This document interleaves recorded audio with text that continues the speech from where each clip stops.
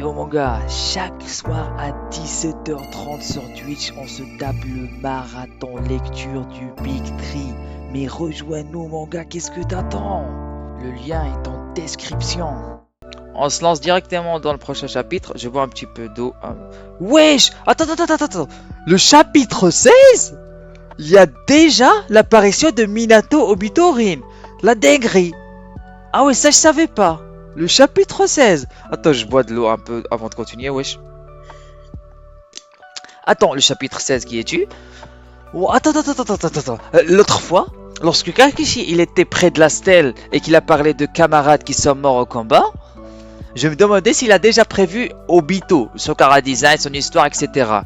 Mais wesh, la dinguerie, il a déjà prévu depuis le début du manga que Minato est le maître de Kakashi. Eh, merde! À l'époque, moi, je regardais que l'anime. Je savais vraiment pas que c'était introduit aussitôt. L'arc de Zabuza, les gars. Obito, Rin et Kakashi, c'était les élèves. Et même Rin, il a été prévu depuis le début, les gars. Minato, c'était leur prof. Waouh! Et j'adore ce genre de clin d'œil. Hein.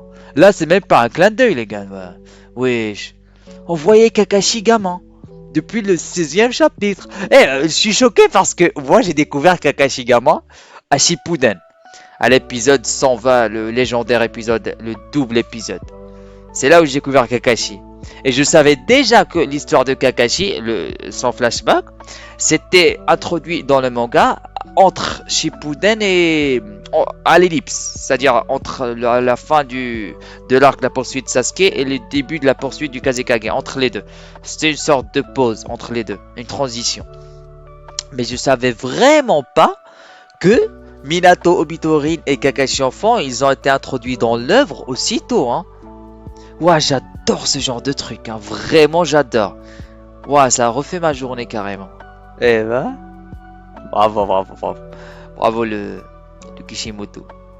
Et d'ailleurs, on a déjà vu une partie du visage de Kakashi aussitôt dans le manga, hein, ce qui n'est pas le cas dans l'anime, hein, parce que dans l'anime, on a vu ça, on a dû attendre à l'épisode 490 et quelques de Naruto Shippuden, juste pour dire. Ah ouais, le plaisir est là, franchement, ça a refait ma journée. Regardez le regard de Zabuza. Le mec, il lui reste 30 secondes à vivre à un coup, il est en mode, je m'en bats les reins. Wesh, la froideur de ce mec. Mais comment on peut avoir un sang-froid comme ça, frère? Là, Zabuza, il lui restait 30 secondes à vivre. Parce qu'il lui a touché vraiment des points vitaux pour le mettre dans un état de coma. Il va le dire d'ailleurs plus tard, si je me souviens bien. Si Zabuza avait resté plus longtemps comme ça, il serait mort. Hein. Et pourtant, regardez-moi le sang-froid de ce mec. Ah ouais. Vraiment, au niveau entraînement, j'imagine même pas ce qu'il a subi, le Haku. Et le chara-design de ce gars, frère. Ouais. Je sais pas pourquoi, mais son chara-design à Haku et le chara-design de Kimimaro, je les ai toujours placés dans mon top. Je sais pas pourquoi. Ils ont un flow de dingue, hein. Ils ont vraiment un flow de dingue. Peut-être parce que Haku et Kimimaro, pardon, ils font partie des rares ninjas qui ont un chara-design différent des autres ninjas. Parce que quand tu vois les ninjas de Konoha comme Kakashi, ils ont quasiment tous le même flow, les mêmes habits, quoi. Mais là, le fait Kimimaro et lui, ils portent des vêtements amples comme ça, en plus de leur niveau de puissance et leur histoire tragique, je sais pas pourquoi, pour moi, ça les place dans le haut du panier des personnages de Naruto. Pas seulement de la première moitié, hein. Et même niveau chara-design pur, Kimimaro et Hako, c'est le haut du panier. Hein. Ouais. Ah oui, d'accord. Du coup, Akiri, il y a tellement de déserteurs. C'est un truc que j'ai jamais pensé avant, en vrai de vrai. Du coup, c'est le seul village où il y a des chasseurs de déserteurs. C'est-à-dire qu'il y a toute une organisation spécialisée dans la chasse de déserteurs. En d'autres mots, Akiri, il y a tellement de déserteurs. C'est tellement une chose courante qu'on a mis en place une organisation, un système pour contrer les déserteurs. C'est-à-dire pour empêcher que ces déserteurs tombent entre les mains d'autres villages. À ce point. Wesh, c'était la dictature Akiri. Hein. Après, tu me diras, vu le système à travers lequel tu passes pour devenir un genin, tu te dis, waouh, J'ai même pas idée des autres systèmes qu'ils ont au sein du village, hein. C'est vraiment la Corée du Nord qui rit en vrai de vrai. Eh, parmi tous les villages, Kiri, c'est celui qui s'approche le plus de la Corée du Nord, hein. Il a 13 ans, les gars. Il a vraiment 13 ans. Mais c'est une folie mentale. Il a le niveau d'un Kakashi à l'âge de 13 ans, imaginez. Le Johnny le plus fort de Konoha, frère. Ce n'est pas un gamin ordinaire. Ah bah tu m'étonnes que ce n'est pas un gamin ordinaire, frère. Devenir un chasseur à 13 ans, faut le faire. Et dites-vous qu'il n'est pas comme Haku n'a pas commencé à s'entraîner dès qu'il a ouvert les yeux. Ça veut dire, c'est-à-dire que à 5 ans, 6 ans, Haku était déjà avec sa famille tranquille, dans son petit ménage, il vit tranquille. C'est-à-dire, il n'a pas commencé l'entraînement dès qu'il a ouvert les yeux, hein. Il a commencé son entraînement genre qu'il avait 7, 8 ans, truc dans le genre, même peut-être même 10 ans, hein. En quelques années, il est passé d'un enfant lambda à un mec qui a le niveau de Kakashi, hein. En 5 ans, genre, on va dire maximum 5 ans, 6 ans. Kakashi s'est entraîné toute sa vie. Juste pour dire le potentiel du mec. La dinguerie, ce mec. Ah ouais, d'accord. Niveau endurance, le Kakashi du début de l'œuvre, c'est vraiment pas Kakashi de la guerre, hein. Dites-vous, Kakashi de la guerre, ils enchaînent les Kamui comme des petits pains. Niveau Mangekyo Sharingan, c'est devenu des petits pas pour lui. Bon, j'abuse un petit peu, mais quand même. Niveau endurance, il a progressé de ouf. Après, il s'est aussi entraîné pendant l'ellipse, avant l'ellipse, et même dans Shippuden, on le voyait s'entraîner. Et même dans l'ellipse, il a progressé de ouf, il a développé le Mangekyo. Et on sait très bien que pour un ninja s'entraîner, ça peut aussi vouloir dire augmenter sa quantité de chakra, hein. Je précise, augmenter sa quantité de chakra, hein, juste pour dire. Parce que de base, Kakashi n'était pas doté d'une quantité monstrueuse de chakra. Niveau quantité, c'était en mode normal, quoi. C'est pas Naruto, un truc dans le genre. C'était à peu près comme un Itachi. Mais là, le Kakashi, au début de l'œuvre, il a utilisé son Sharingan quelques minutes et il est par terre, il ne peut plus bouger. Dites-vous que pour arriver à cet état, le Kakashi de la guerre, il doit spammer des Kamui, hein, vraiment.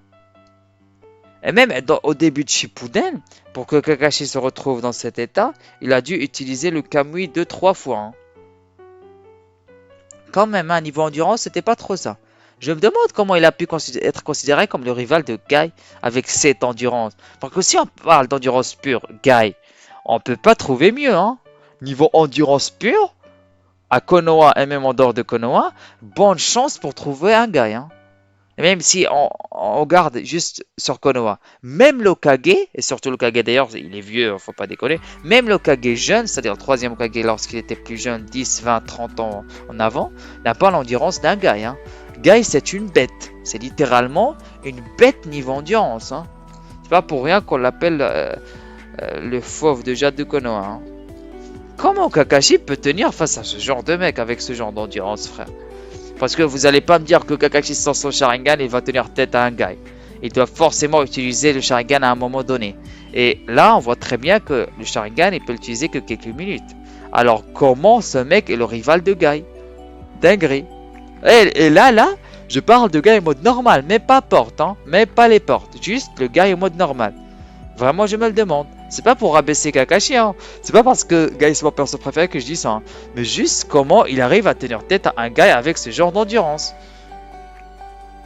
Probablement que Kishimoto n'a pas prévu le personnage de Guy à cette époque.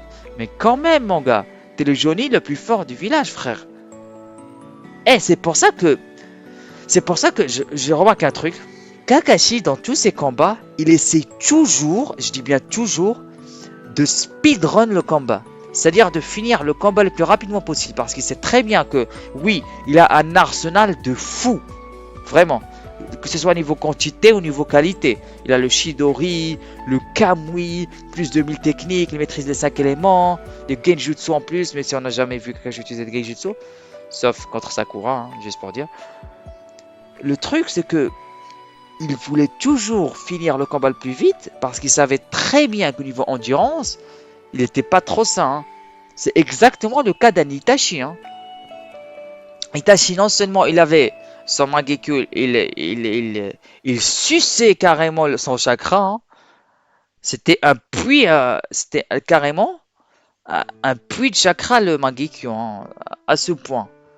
Mais juste le truc, c'est que avec Itachi, il y avait aussi la maladie. Du coup, c'était pire qu'un Kakashi. C'est pour ça que Itachi, il terminait toujours ses combats en quelques secondes. Parce que c'est pas parce qu'il est fort seulement, mais parce qu'il n'avait pas le choix. Itachi, tu le combats plus de 10 minutes, il est dans la muse, il est dans la merde. La seule fois où on a vu un Itachi combattre longtemps, entre guillemets longtemps, c'est contre Sasuke. On a très bien vu l'état dans lequel il a fini, hein. Le mec, il était tellement épuisé qu'il est mort. À cause de sa maladie partiellement, mais quand même, tellement il était épuisé qu'il est mort. Et le deuxième combat lent, entre guillemets, de Itachi, c'était contre Kabuto. Et là, il était en mode Edo Tensei. Et on sait très bien en mode Edo Tensei, il n'avait pas la maladie qui le gênait. C'était Itachi, entre guillemets, encore une fois, à son prime. En mode Mangekyo Sharingan. Même si on sait que dans les Edo Tensei, pour les personnages qui sont un minimum forts, ils ne reviennent pas à 100% de leur capacité quand ils sont dans les Tensei. Ils sont proches de leur capacité à 100%, mais quand même. Mais dans le cas d'Itachi, c'était une exception parce que Itachi Edo Tensei, il est plus fort il est plus compétent qu'un Itachi normal parce qu'il n'avait pas la maladie, il pouvait spammer son Mangekyo Sharingan, du coup, bon. Itachi, les deux Tensei, c'était plus un avantage qu'un inconvénient, hein. Pas comme un Hashirama ou un Madara, Hashirama ou un Madara ou peut-être même Tobirama, hein. Juste pour dire.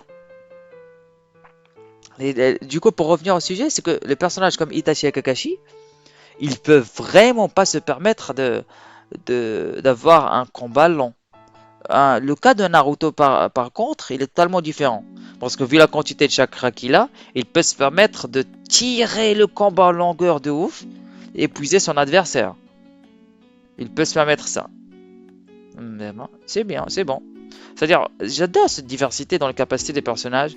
On peut être des ninjas, c'est-à-dire ils sont tous des ninjas, ils peuvent utiliser le même ninjutsu, les genjutsu, les taijutsu, c'est-à-dire les mêmes bases. Et pourtant, chacun a ses caractéristiques propres euh, avec lesquelles il est né, ou peut-être même avec lesquelles il s'est entraîné.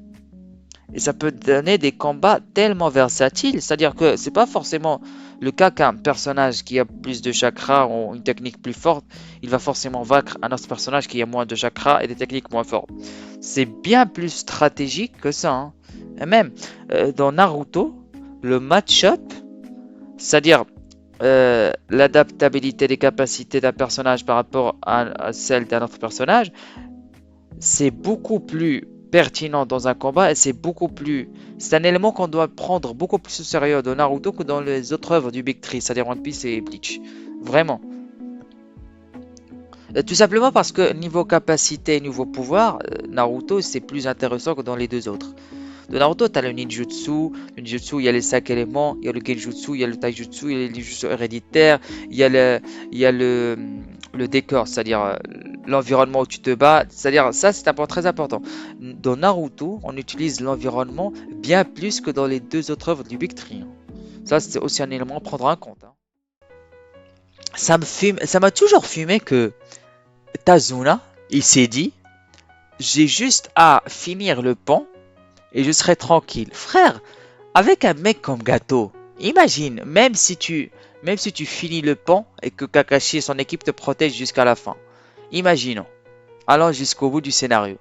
Frère, Gato et ses mercenaires, ils n'ont qu'à attendre que tu finisses le pont, que les ninjas se cassent pour détruire une partie du pont et pour te tuer, genre. Là, tu risques ta vie. Parce que Gato, il est, il est dans le pays des vagues. Il habite dans le pays des vagues, genre. À n'importe quel moment, il peut venir te trucider. Et t'as pas peur pour ta vie, genre. T'es pas, normalement, tu deviens paranoïaque. Tu quittes le pays carrément. Parce que là, ce n'est que partie remise qu'a fait Kakashi, on est d'accord. Heureusement, mais vraiment, heureusement, que Kishimoto a fait en sorte que Zabuza, il tue Gato à la fin. Il a fini toute l'histoire. Parce que sinon, protéger Tazuna juste, c'est vraiment pas une solution, hein. C'est juste, tu retardes l'échéance. L'échéance d'un le fait que Gato va sûrement détruire le pont, une partie du pont en moins. Et de deux, il va tuer Tazuna. Il a juste à attendre que les ninjas de Konoha ils se cassent. Juste pour dire ça. Il a pas pensé à ça. Hein. Dinguerie quand même. Et on sait très bien que Tazuna n'a vraiment pas les thunes pour tenir les ninjas de Konoha pendant des mois et des mois. Hein. Peut-être qu'il aurait eu assez de thunes après avoir terminé le pont. Ah oui, il y a une petite solution, vrai de vrai. Il y a une toute petite solution. C'est que il attend que le pont soit fini, c'est-à-dire il termine la construction du pont. Le pays, il commence à être fructifié niveau économie. Du coup, Tazuna, il commence à avoir plus d'argent, puisqu'en fin de compte, c'est lui qui a construit le pont. Et dès qu'il commence à avoir plus d'argent, il commence à rémunérer les ninjas de Konoha pour qu'ils restent constamment à la protection du pont et de sa personne. Ça, c'est une idée. Mais bonne chance pour que le village de Konoha attende gentiment que tu aies assez d'argent pour ça. Hein. Bon, vu le caractère du village de Konoha, et vu le caractère du troisième Hokage, il aurait très probablement accepté. C'est la gentillesse pure, ce mec. Mais frère, quand même, c'était la seule solution. Eh, dites-vous, Tazuna n'a pas pensé à ça.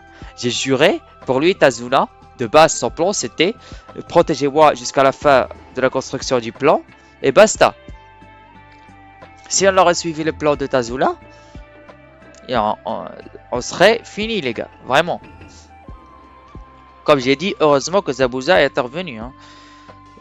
Il a vraiment sauvé la vie de Tazuna indirectement. Et même l'avenir du pays des vagues indirectement. En tuant Gato, c'était la fin. En fin de compte, c'est vraiment Zabuza qui a sauvé le pays. Hein. C'est pas l'équipe de Kakashi. Hein. C'est vraiment Zabuza. Parce que jamais l'équipe de Kakashi n'aurait tué Gato. Hein. Il l'aurait sûrement emprisonné. On sait très bien à quel point Gato, vu les connaissances qu'il a et l'argent qu'il a, il serait facilement sorti de prison. Hein. Facilement. L'argent, il est très très très important dans Naruto. Hein. Faut pas se sous-estimer. Et encore un point commun entre Haku et Kimimaro. Et j'ai juré quand Kishimoto il a créé Kimimaro, c'est impossible qu'il ait pas eu en tête le personnage de Haku. Et de plus, je viens de me souvenir d'un truc, dans le flashback de Kimimaro, gamin, il a rencontré Haku, gamin, et Zabuza, à l'époque. Lorsque Zabuza a commis son coup d'état, hein, à l'époque. Après, quelques temps après.